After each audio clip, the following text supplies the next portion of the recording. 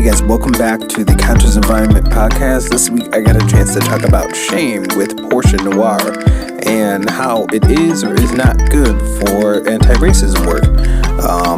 As you'll be able to hear in just a moment, we got so carried away that this is actually going to be part one of a two-part series. So I hope you guys enjoy it.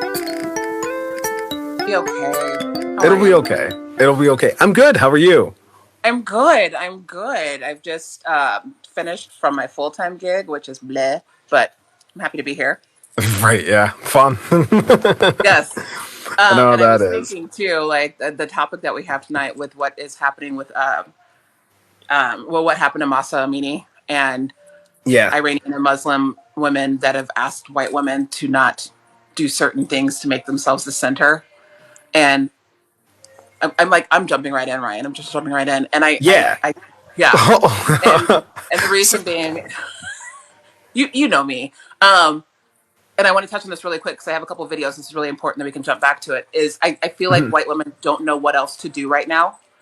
And that not knowing what to do is driving them a little bit batty, right? Even though we've seen that a lot of times their ideas aren't the most original and they end up centering themselves. And so when something as tragic as somebody being unalived in the way that she was, there's this dread, this grief, and with grief sometimes comes shame. And so shame is acting people into doing something like, I can't believe this happened. I can't believe I'm a part of a world where this is still happening. I'm so ashamed that this is happening to somebody else. And then whoop, roll into just anything, right, without thinking first. Right, yeah, exactly.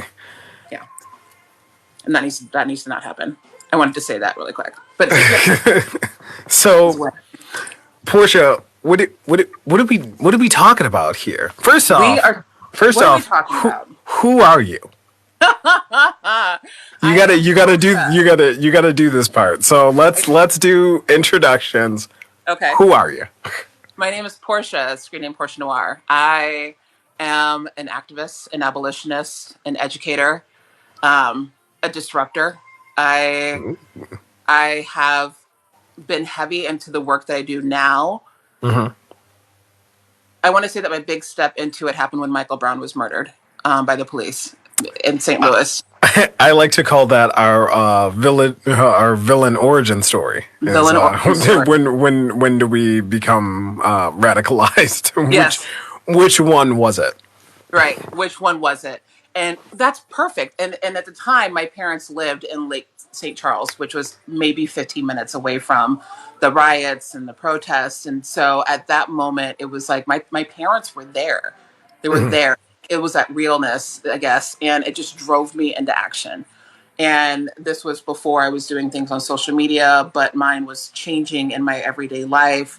You know, the things that I let slide, little comments, little actions, little behaviors that I either didn't recognize or I just didn't give enough attention to, I let them slide. And that was, I'm done. And that propelled me into the work. And I also say that's when I also became proud of being Black. Never ashamed of being Black, but very proud of it. And that drove me into activism. Fast forwarding to 2020, COVID happened, pandemic happened. I, like everybody else, found myself on TikTok and was admittedly like, if you and I have been following each other for very long. So when I first started, my tagline was equal traps, thirst traps in education, or equal parts thirst trap in education. But then last year, there was another turn. There was another pivot. It was, we were coming off of George Floyd. There was a murder here in Omaha. There was Juneteenth being tossed into us. Like just all of these things that pissed me off. Like I am tired of getting scraps. I'm tired of Black squares in the place of work. And so I really took a pivot on my content then to become far more educational. And here I am. And I honestly, the work that I do is from experience. It's from what I've seen, what I've been through, what I've done, some of my missteps, some of my mistakes. I have taken all of that and turned it around into a way to educate people. I mean, I've been blessed with this grace from wherever it came from. And I truly believe that we can do better. That is a belief that I still have. And because I still have that belief, I will work as long as I can. And I keep working because I get to see people getting it. I get to see people doing the work. I get to see people deconstructing. I get to see people just basically falling apart and rebuilding themselves. And that motivates me. It's like somebody's getting it. That's enough to keep me going. So that's me in a nutshell. I love it. I love it so much. I think the gift of social media is sometimes even when we are finding our voice and we're ready to use our voice, that getting started part is the hardest. No. And sometimes those those in-person interactions or conversations are a little bit more difficult when you haven't found your grounding. Right. Right. Yeah. So you think about the conversation where this coworker that you had was saying all of this vile stuff to you, but Right. without that grounding, one or two, we find ourselves in fight or flight, or fawn, fight, flight, or fawn, and Yeah. fight back. And you fight back, and if we fight back and we fight back, and we obviously deserve to fight back, and we're well within our right, but we know that we are not afforded the same consequences for fighting back. Flight, if we take off, then we're running with it, but what we take with it is all of the junk that they dropped on us, and we take it with us. Or we fawn Yeah. and we stop, and it's still with us. And when we fawn, people think that it's okay to keep saying that stuff. So I love the fact that with social media, we get to talk to a phone or to a computer or to a tablet, and we get to say everything that we want to say without being interrupted in that moment. And that's huge. Yeah. It's Yeah. huge. Exactly. Because I mean, I don't know about you. I remember feeling, and that's kind of why I started this whole thing. And I like the path that the kind of joint path with the people I've started walking with in this kind of community that I found. And I found so much so, and which is going to be a sloppy segue into our topic, that I didn't know how to respond. And I felt really uncomfortable not knowing how to respond to people. Like, I knew what I wanted to say, but I was like, how do I say this without just getting in an argument or yelling at somebody or feeling like I'm doing too much or being too abrasive for whatever reason?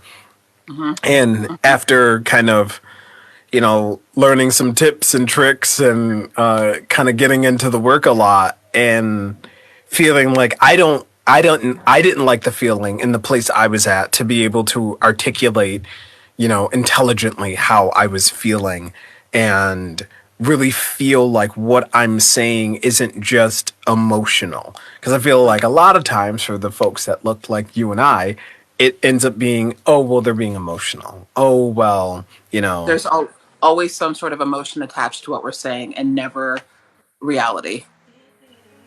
Right. Yeah. Well, And I was sick of feeling like that. And I'm glad that I finally got to a point where I feel very comfortable in those conversations now. Still learning, but a lot more comfortable than I was before.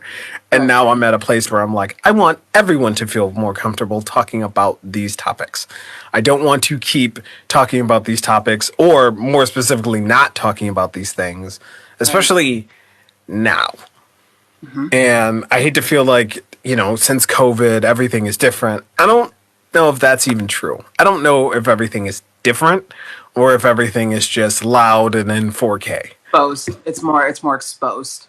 Yeah. Nothing is different. Yeah, that's perfect. Like people that are like, since 2020, everything's been like, how about we roll it back to 1619? It's just more exposed. It's more exposed. We had somebody in office that gave everybody, like, every racist felt comfortable saying and doing whatever they wanted to because the man in the office was like, stand back and stand by. It's absolutely just more present. Right. There's so many like little things that I started like just here, stand back and stand by. There's good people on both sides. And I'm like, they're literally Nazis. What are we talking about? Like, what are we actually talking about? Having an argument with a friend at that time and making a prediction that these groups would grow in numbers. And at that time, my friend being like, it was just a couple hundred people on TV. They're blowing it out of proportion. It's not that big of a deal. You're overreacting. Don't worry about it, Ryan. And I'm like, at what point should I worry about it? When do I get to worry about it?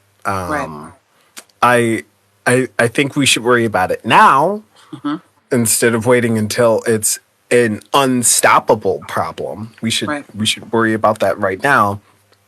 And I think what ends up happening with a lot of people, because the person I'm talking about is a white guy who was trying his best to be what he thought was supportive at the time.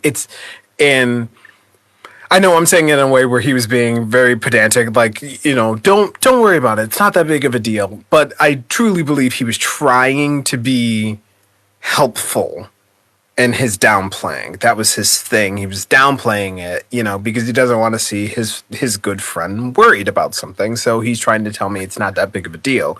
But please don't do that. That ends up being No. worse.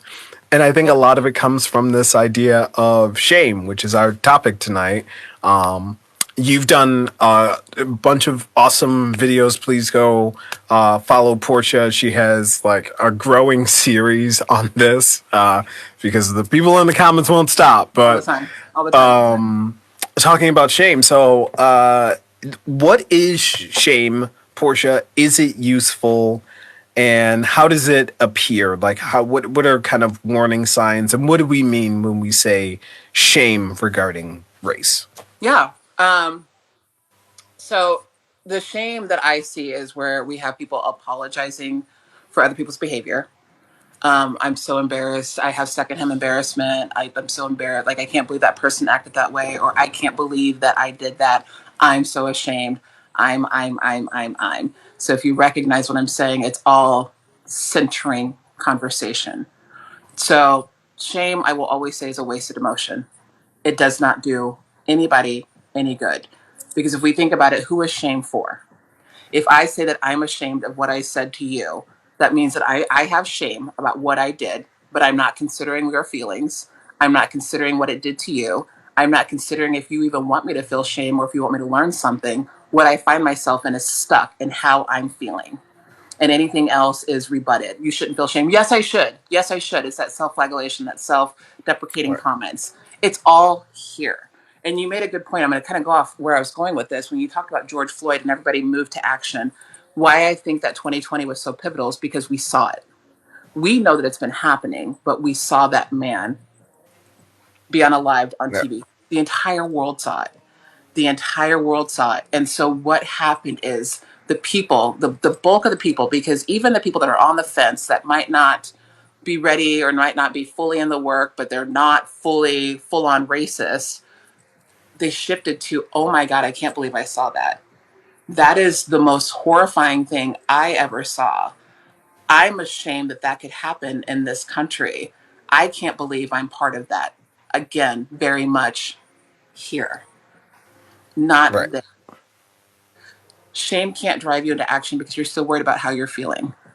God, I'm so ashamed. I should do something. I'm so ashamed. I should do something. And what you do is something big and grandiose so everybody can witness what you're doing so that you can Right. some way be absolved of this guilt that you have or this shame that you have.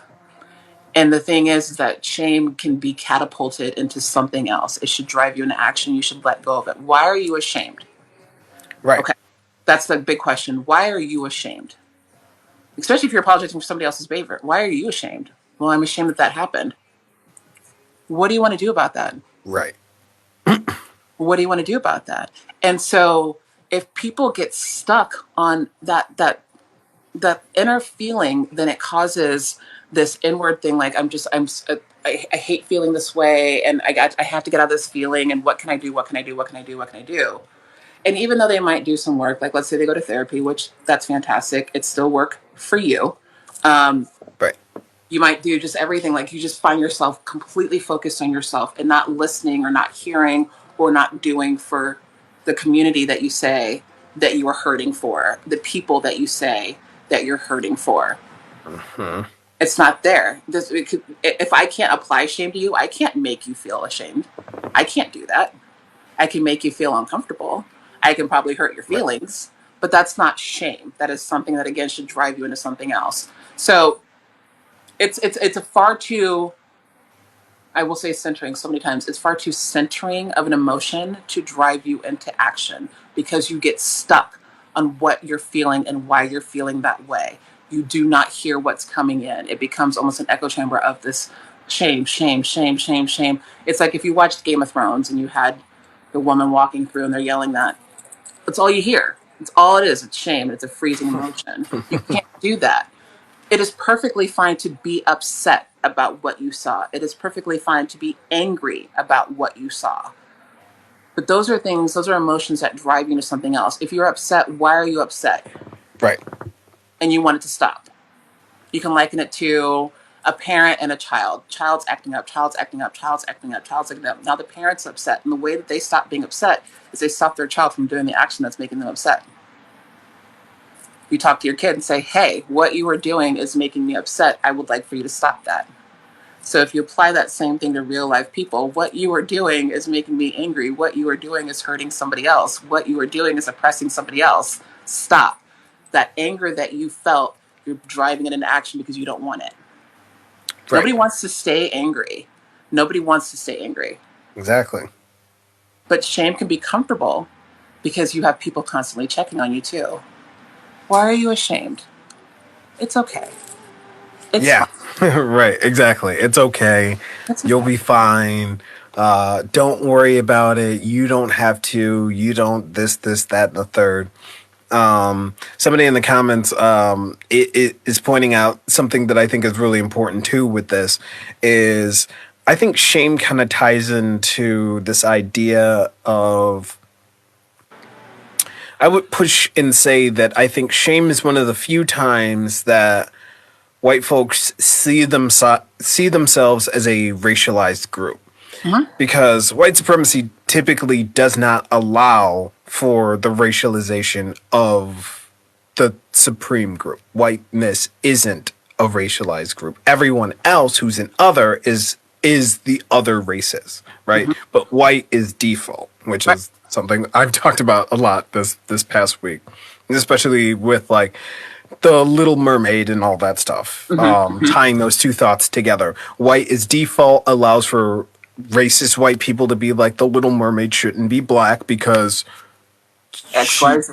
she should be white, Right. right? But Because they can she's never tell supposed you to be. why they should. Yes, they can never say why she should be white. Just that she should be. Right. She's supposed to be because white is default. If we didn't say she's black for a particular reason, then she should be white until otherwise stated. And then this leads to other white people who are trying to do the work, hopefully, seeing this, or the disingenuous who see this, and now they're like, crap, I'm lumped in with this group. Like, there's been so many videos of women that I've seen with red hair that are like, hold on, I'm not like the other red haired women that have been complaining. I actually don't care.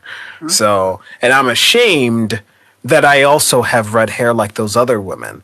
You should feel Exactly bad that. for me because I'm ashamed. That's how I'm going to show you that I'm not like the other group, the other part. And I think it's such an interesting thing because that's another thing that shame does is it allows you to center yourself, but it also allows you to individualize yourself, which is Yes, another tenet of white supremacy. absolutely. I'm the one that's ashamed. Me. I'm not like the group that's over here. Those people don't feel shame. And because they don't, they're not like me. And I'm not like them. I'm different. And because I'm different, I'm one of the good ones. And you should like me and not talk to our boss about this, or Exactly. whatever, whatever it is. Hmm. And I think that's a really important thing to point out. So yes, to answer the other question, shame is not useful. It's not Um, useful, and you explained it perfectly there with that it's centering and it's individualistic. Jeez Louise, individual. it's a I'm not even big trying. old word. I've talked so much today, but I'm trying to say it's separating yourself from that pack, and that phrasing is great. It becomes racialized when white people, like, we see it all the time. Like when we say like that white girl, why are you calling me white? Because you are in fact white. So when white becomes racialized and not just the default, and I'm repeating something that you said, but that's exactly it. And where they get stuck is when they separate and want praise for it. Right. I'm not like them. I do not claim that person. I'm not like them. Tell me how great I am. And then the work stops there. and I use that word work loosely, but it stops there. I have separated myself from those people, and they still aren't saying white people. Those people, I am Right. not like them, or I'm ashamed to be white, or any of that stuff. I'm not like them. Okay, but fantastic. Then what are you going to do? It is not just enough to denounce the people that you aren't like, but by saying, I'm not like them. I'm praise me for being different. You're not doing anything. You're doing the exact same thing. You've made it about you. We're focused on you. We're Right. praising you. And the thing about it is too, when if that praise is given or if that acknowledgement is given, it's pulling away from what we are actively doing. We, Black people, Indigenous people, and people of color, and we're Right. coddling you for doing the very bare minimum. Exactly. And it leads to more work for us. Yes. And because now we have to coddle your feelings and make sure that you're not feeling bad. Mm-hmm. And I think a lot of it is shame trumps kind of trauma in that moment. Mm-hmm. Like, it is a weird thing, kind of going back to George Floyd, just kind of jumping back a couple of years. I don't know if this happened to you, but this definitely happened to me a bunch. So it was the beginning of the pandemic. George Floyd had just happened.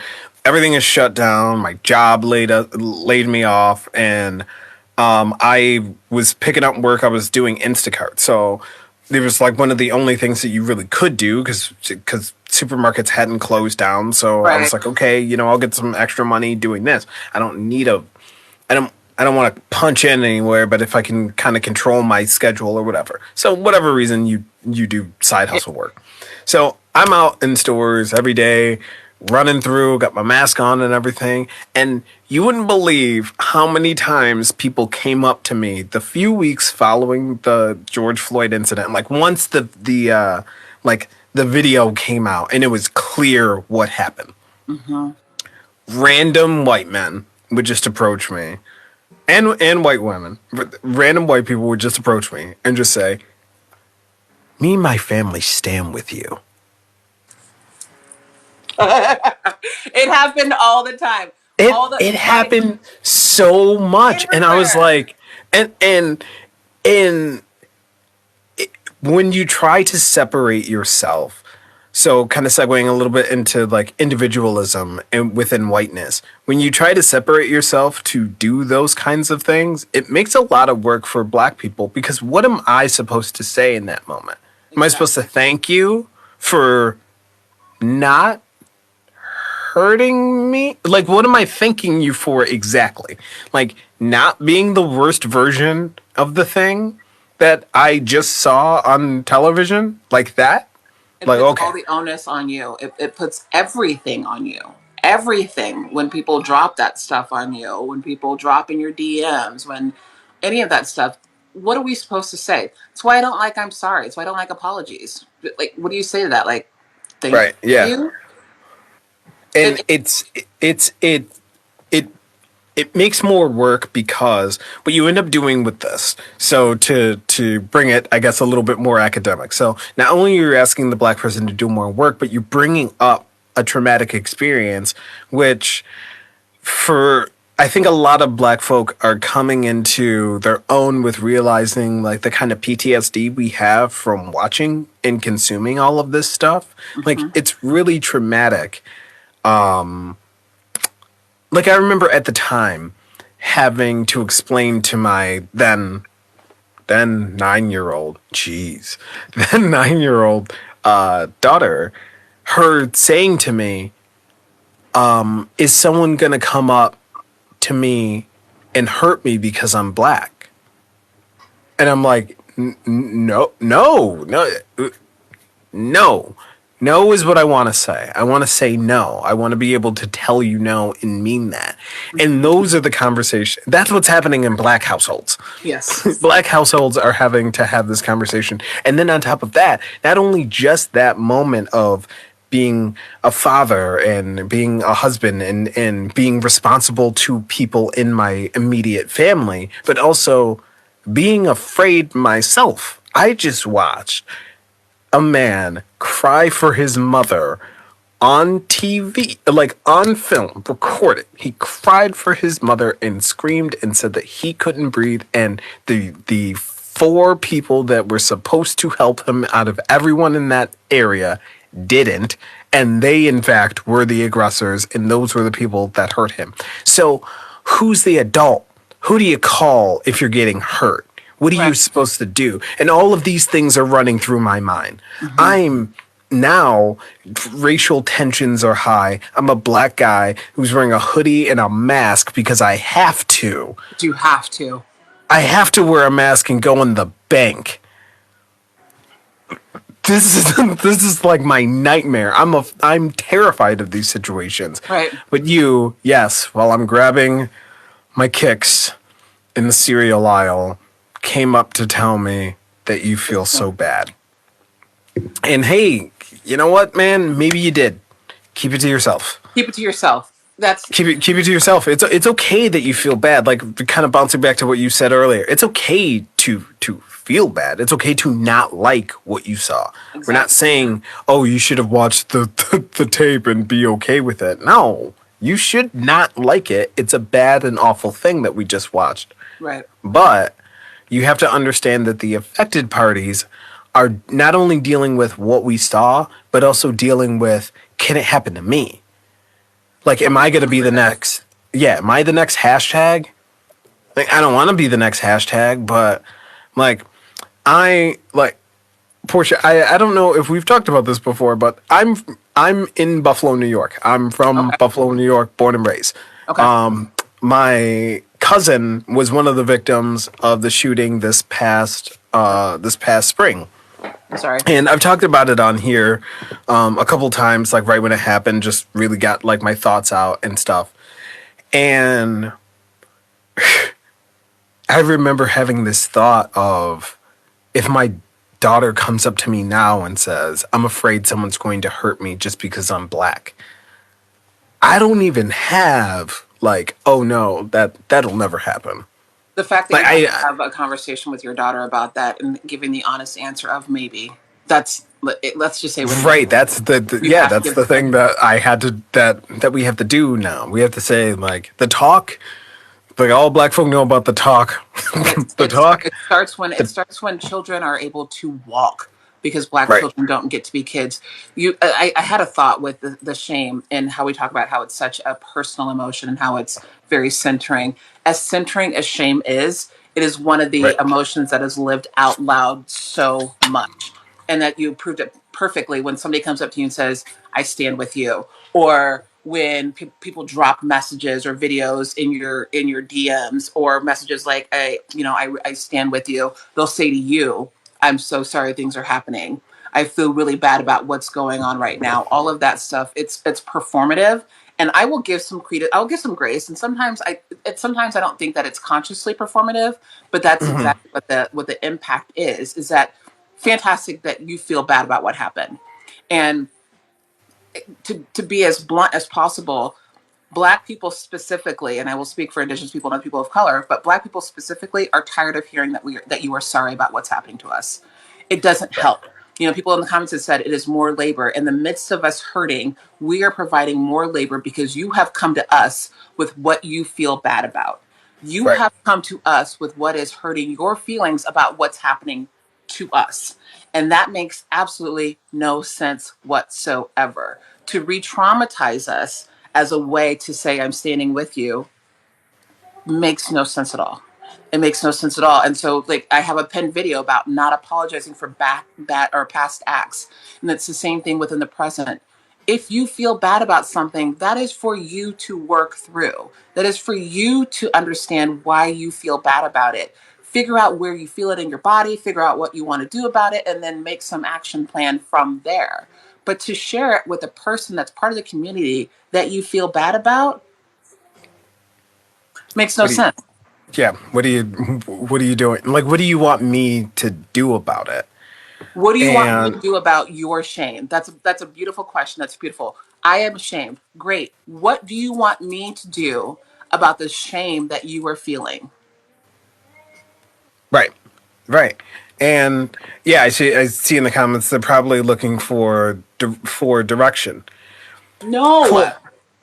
no, and no, and here's why I say no, and here's why I say no so emphatically and so passionately. You should not have to come to the person that's being hurt to ask them how to stop hurting them.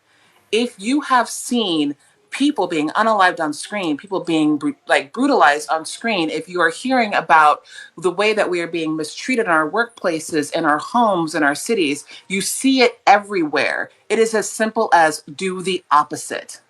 That that is Right. it is literally that is basic math. If somebody is doing something that is causing harm, and I feel like now this person has something else to say, but I feel like if you see that somebody is harming you or that they are hurting you, if they are causing damage, if there's systemic oppression, and if you want to go Hmm. to a with me person, I will. But if you see all of that, if you have historical facts that there are groups and communities that are being harmed, then what you do is the opposite. There's no direction needed, and I think that Right. that's when we talk about anti-racism training, and I when I first started, I was like 101, let's do the basics, and then I realized, no, I'm not going to teach people how to treat me like a human being, right? Like Right. that's not it.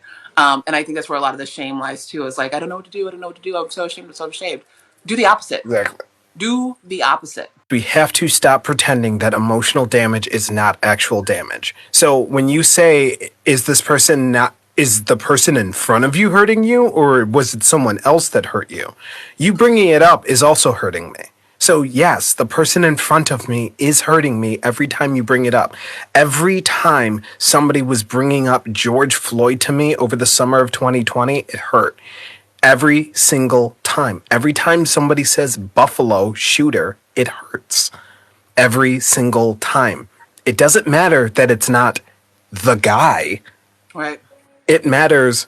We need to start taking emotional stress seriously. And that's why I said PTSD, Yeah. is because that's what it's becoming for people. Uh-huh. And if you don't understand that, then you're just being disingenuous at best. And I can't help you. Like, you're sea lining at this point. You're just trying to get us to engage with you. But I will jump on this and have That was a moment of teaching so that people who do want to learn will learn.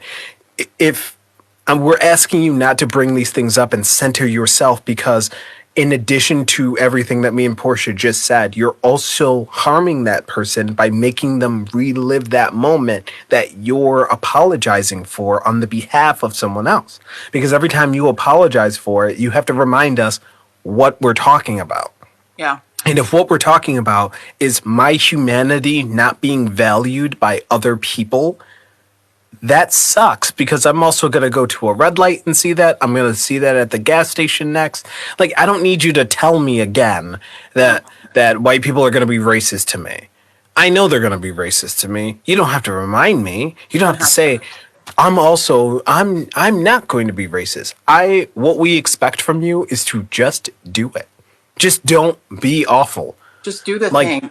Just do the yeah, thing. we celebrate the bare minimum, and that's what shame also does too. It's supposed to be the celebration of the bare minimum, the bottom rung of A very, ideas. very, and I think that I think that, and I want to comment back since we're in a teaching moment, and this Hmm. person said that you want to think that you appreciate the way of understanding.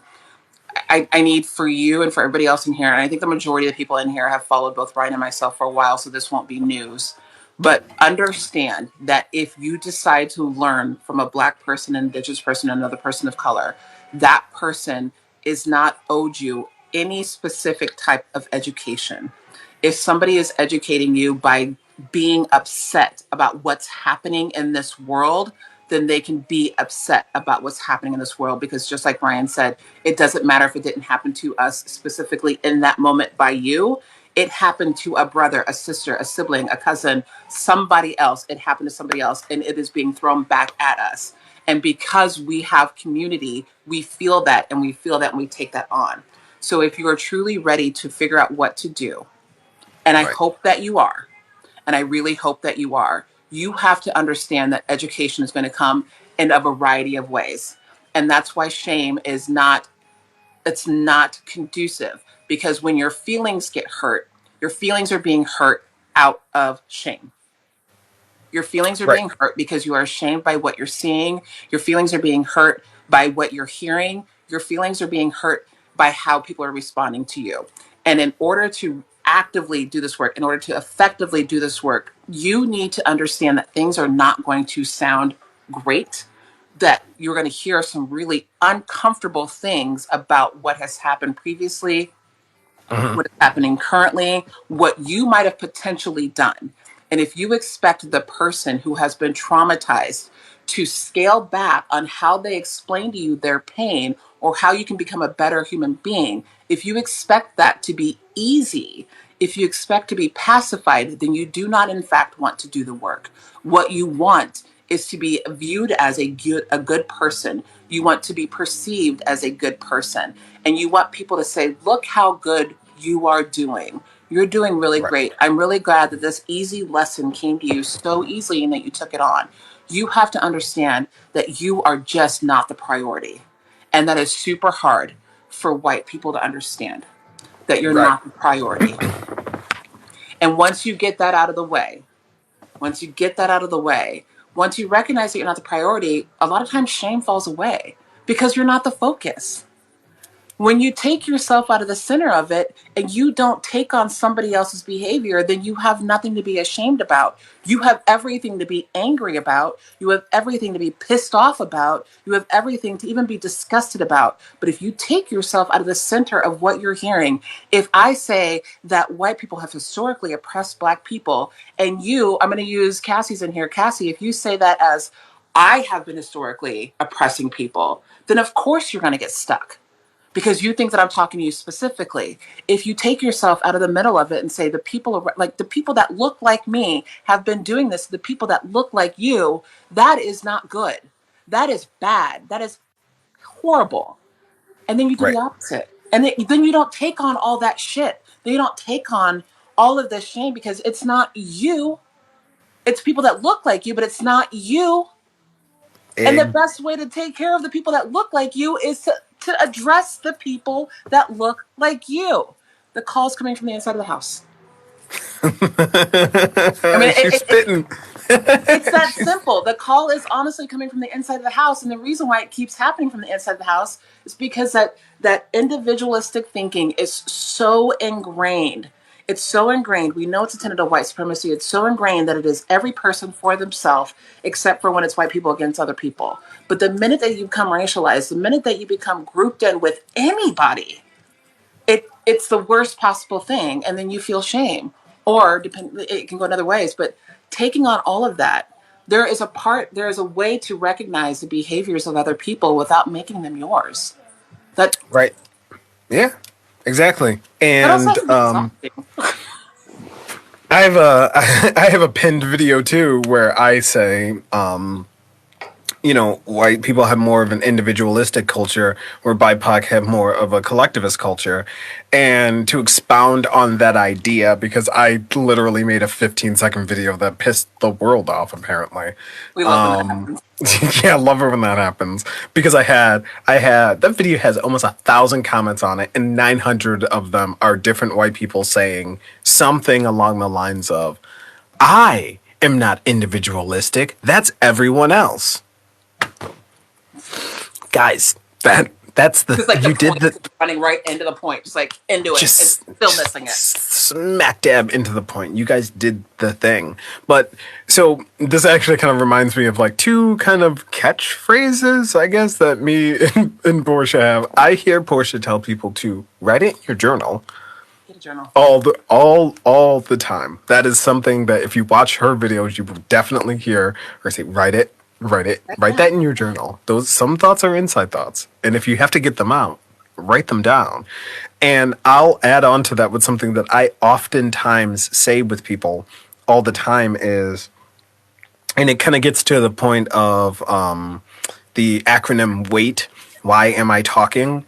But it's, why are you asking what you're asking? You'll oftentimes see me say, you need to investigate in yourself why you started here. Now, I don't mind having a conversation with most people. I give a little bit more leeway because I like to hope that like you're not being disingenuous until you are, and then I'll find that black button real quick. But for the most part, a lot of the knee jerk reactions that we have are built in, just ingrained from white supremacist talking points, from this point of view of whiteness needs to be protected at all costs. Right. So when you say things like, well, I don't know what to do, what Portia's talking about, correct me if I'm wrong, but what not to do. You know what the wrong thing is, so just don't do that. Don't do that. Like in talking about kind of like your example with like historically white people have oppressed black people. One thing I never really understand and it never really gels with me, and hopefully you guys take this and you take it to heart and you keep it with you every time that these kind of these feelings bubble up and you're about to say something. Just remember, why do you identify with the slaver and not the abolitionist? Why is your immediate thought when we talk about the past or history is you feel shame because you're like those people or you would have done that thing? Why That's exactly don't? it. That's Because exactly every time we talk about the past, you got to remember there was white people that were abolitionists. I mean, I told the story because I also do a lot of history here. This is how this all started, but one of the first people in this country were white Quakers that looked at the introduction of slavery, and they wrote a petition to what would eventually be all of Pennsylvania, but it was just kind of a group of colonies. It was Georgetown at the time, but what would eventually be Philadelphia and the capital and all this. Right. So they petition like their main government, and they go, "We don't want the forced servitude of men's bodies here. We shouldn't do that because that's literally everything that we're not like. This is all that's the bad thing that we left. We didn't want to do that because we didn't like indentured servitude, because at the time it was still just indentured servitude, but they were like, we didn't want that. Right. That's what we were escaping. We were indentured servants. We were German Quakers in England. They hated us. So we came here to not do that. So men's bodies shouldn't be held in bondage anymore. Let's not do that anymore. Yeah. And we're talking about the beginnings. Late 1500s, early 1600s, these people were the pilgrims. Like, these are the people that we're talking about. Right. That were against slavery. So when we talk about the past, why do you always agree with the slaver and not the abolitionists that have also literally been here the whole time?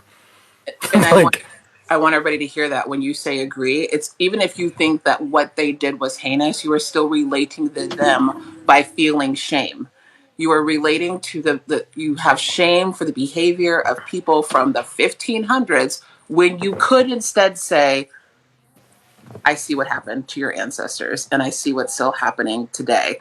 I love your thing about continuing the conversation. It's kind of like also when I say go on, when people say something, if it's a question or a statement, lead them to what they're thinking. And a lot of times that either drives them further into like racist blah, or you get to there's just no word for that. Or as they start to question it, or as they start to say things out loud, they might even recognize something, but lead them to it. I think that's beautiful. And I think that's a good thing to do as a peer activity. It's just, I lost my whole thought there, just gone that quickly. At any rate, shame puts more work on everybody else as opposed to who you are saying that you're working for. And that, write it down. I want people to think about why they feel they have to share that. What is it conducive? What healing comes from you telling a stranger that you are ashamed of either past behavior or behaviors of other people? what comes from that? How is that productive? And it isn't. And so it's that next thought, the thought beyond the thought. So if my statement is not going to create an impact that is conducive towards healing, if my statement is not going to be have an impact that is conducive towards change, then why am I saying it? If my statement is instead going Yep. to have somebody else feeling traumatized, if my statement is going to make somebody else recall an action that happened to them or their ancestors, if my statement is going to cause pain in any way to the person that I'm talking to, why am I going to make it? It is as simple as talking to it's like childlike behavior almost. And I hate infantilizing it, but it is. We learn this as kids. If you can't say something nice, don't say anything at all. Yes, exactly. We learn that in preschool. We learn that in our homes, or you should learn it somewhere. But it's that simple. If the statement that you're going to make is not conducive as a way to creating a better future, a better you, a better we, then why are you making it? If Hmm. you need to get it out as part of your thought process, then find a piece of paper and write that down. And a step beyond that, when you write it down, then read it out loud. I Hmm. give that invite to write it down, because there are thoughts in your head, and the thoughts in our head, even in the most neurotypical brain, will still have you thinking some fucked up shit sometimes. So when you have that thought, write it down and then read it out loud. And Yep. I will almost guarantee that when you read it out loud, it's going to make you feel something in your stomach, your chest, or your head. One of those three places. And I talked about this with Rebecca the other day, and I hate to have to do this. I have a hard stop at 7, but I want to say this: when you write it down and you read it out loud, if you read somebody else that said it, if you hear something, pay attention to your body. Hmm. Pay attention to your body, because shame is also a full body emotion. Shame will have you just drained. Shame will have you wore out. So when you hear something, if you feel it in your gut, if you feel it in your gut, that's your instinct. And that's generally something reminding you of something like, oh shit, I might have said something. I might have done this before. This is not great. Write that down and figure it out. If you feel it in your chest, you're feeling some anger. That is oftentimes like some sort of response of denial or anger or pushback. Like, I didn't say that. That wasn't me. I never said anything. I never thought that. And think about that. If you feel it in your head, that means that you're thinking about it in a more almost 3D way. Like, okay, this doesn't feel great. It doesn't sound Right. like anything that I've said or done. It's not really making me upset, but it's up here and I need to do something with it. But pay attention to where it hits.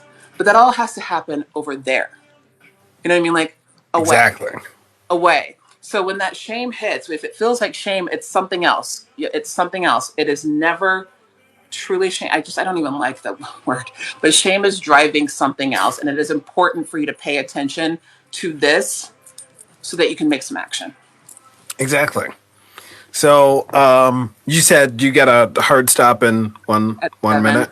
Yeah, which Okay. means I feel like we have to do a part 2, don't we? I think so. I I think think we do. so. I think we do. I I think we do. think I yeah, I think for sure we definitely have to do like a part two soon.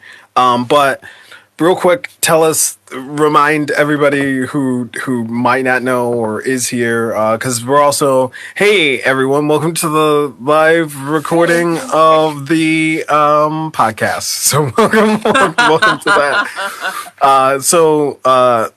Who are you? Where can we find you? How do we catch up with you? Yes. Learn more from you. Okay. Portia.Noir on TikTok and Instagram. Portia Noir with no dot on Twitter. I have a podcast that is Boundaries Plus, but Boundaries with a plus sign, that is on Spotify and Apple Music or Apple Podcasts. You can find me there. I'm also on Patreon, same name, Portia.Noir. I like to leave with an action item too, if that's okay. Please. I want everybody in here that has truly taken something from this to share what you learned with somebody else. I want you to send Perfect. people to Ryan's page. I want you to send people to my page. You know, I don't chase numbers, but I chase community. I want you to take what you learned here and explain it to somebody else. You are going to have people that are still operating in shame, and you will recognize it because it's probably best behavior. is the best thing to do. You are not here to learn, Kai, and that's fine. I would love to have you follow me. Let's have a conversation.